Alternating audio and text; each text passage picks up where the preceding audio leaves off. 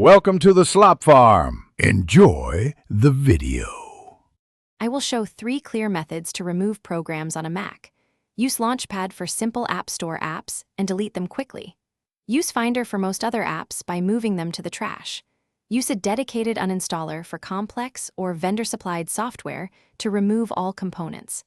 I will explain how to find and remove leftover files in library folders. Follow these steps carefully to avoid deleting important system files by mistake. Each method works on modern Mac OS versions with small interface differences. To delete an App Store app, open Launchpad and press and hold the app icon.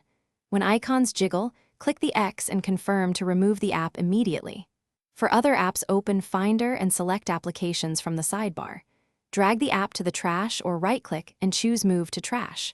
Empty the trash to permanently remove the app and free disk space. If the app resists removal, quit it first or use Force Quit from the Apple menu. After deleting the main app, inspect library folders for leftover items to fully uninstall. Look in /library/preferences, /library/application support, and /library/receipts for related files. Use a vendor uninstaller when included to remove kernel extensions and helpers safely. A reputable tool like App Cleaner can identify and remove associated caches and plist files. Remember to empty the trash and then restart your Mac to release locked files. Finally,